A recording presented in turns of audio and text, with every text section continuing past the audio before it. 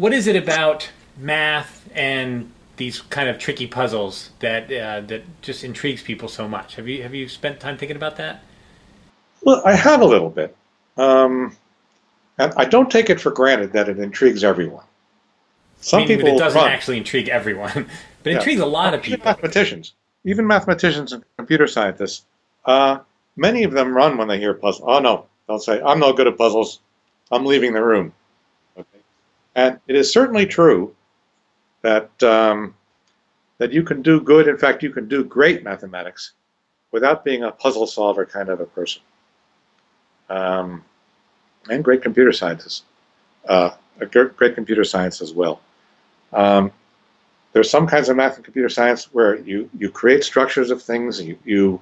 Um, you don't try to solve puzzles. You try to create structures. You try to define things. You can do all kinds of great stuff this way. So not all mathematicians um, or computer scientists like this kind of puzzle, and or like puzzles of any kind. On the other hand, lots of people who are not mathematicians and science love mathematical puzzles. There are loads and loads of amateurs out there who adore this kind of puzzle. There are lots of people with mathematical talent, logical talent, people just with good creative minds who are not doing mathematics or computer science or anything like that, who are really good at this sort of thing.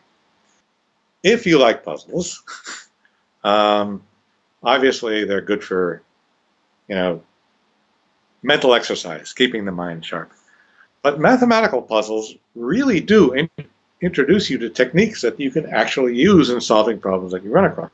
And I gave examples of this as you just saw. These problems arose, and the techniques used to solve them can be used to solve other problems. Um, so they give you new ideas, they help you think creatively. Um, on the negative side, solving puzzles could distract you from doing something more important. Right? Um, but I like to think that you can't do important stuff 24 hours a day.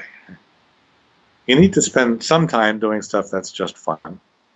And then, and if there's a blurry line between what's fun and what's hard work, so much better. Yes. Very nice. So but there's also something very satisfying at the end when all the pieces fall into place and you didn't know why it had to be 15 prisoners or whatever it had to be, but like everything kind of makes sense at the end, and it can be, I think some of us find that extremely gratifying. I think I agree, and it's just it's a little bit like many puzzles are like riddles, right? You once you see the solution, once you can really grok the solution, right? You've aha, right? It's that kind of thing. But I have to say that there are also other kinds of puzzles, not sort of the riddle type puzzle, but puzzles which challenge your intuition, and I like those a lot too.